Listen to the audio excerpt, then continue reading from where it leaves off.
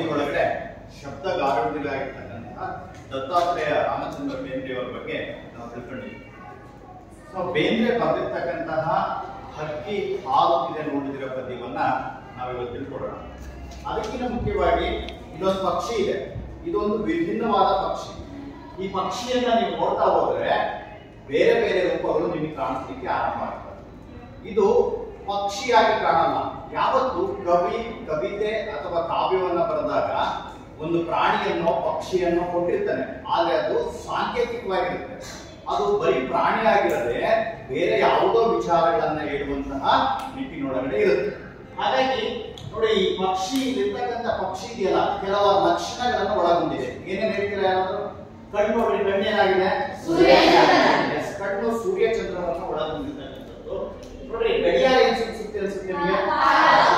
ಸೂಚಿಸ್ತಾ ಇದೆ. ಆಮೇಲೆ ಏನಿದೆ ನೋಡ್ರಿ,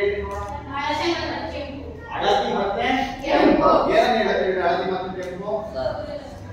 ಹಳದಿ ಏನನ್ನ ಹೇಳುತ್ತೆ? ಸೂರ್ಯ ಮತ್ತು ಮುಳುಗುವಂತದ್ದು ಮತ್ತು ಉದಯ ಆಗುವಂತದ್ದು ಚಿಹ್ನೆ. ಸೂರ್ಯ ಉದಯವಾಗುವ ಸಂದರ್ಭದಲ್ಲಿ ಹಳದಿ ಬಣ್ಣ ಇರುತ್ತೆ, ಮುಳುಗುವಾಗ ಕೆಂಪು ಬಣ್ಣ ಇರುತ್ತೆ. ನೋಡ್ರಿ, ಅದನ್ನು ಸೂಚಿಸುತ್ತೆ. ಮತ್ತೆ ಇನ್ನೇನ್ ಕಾಣುತ್ತೆ? ಭೂಮಿ ಕಾಣ್ತಾ ಇದೆ, ಆಕಾಶ ಕಾಣ್ತಾ ಇದೆ. ಯಾವ ಬಣ್ಣ ಆಗಿದೆ? ಆಕಾಶವು ಕೂಡ ನೀಲಿ ಆಗಿರ್ತಕ್ಕಂಥ ಬಣ್ಣವನ್ನ ಒಳಗೊಂಡಿದೆ. ಇದರ ರೆಕ್ಕೆ ಪುಕ್ಕಗಳು ಕೂಡ ನೋಡಿ ವಿಭಿನ್ನವಾಗಿದ್ದಾವೆ ಅಲ್ವಾ? ರೆಕ್ಕೆ ಪುಕ್ಕಗಳು ಕೂಡ ಒಂದು ಸಾಂಕೇತಿಕತೆಯನ್ನು ಹೇಳುತ್ತೆ.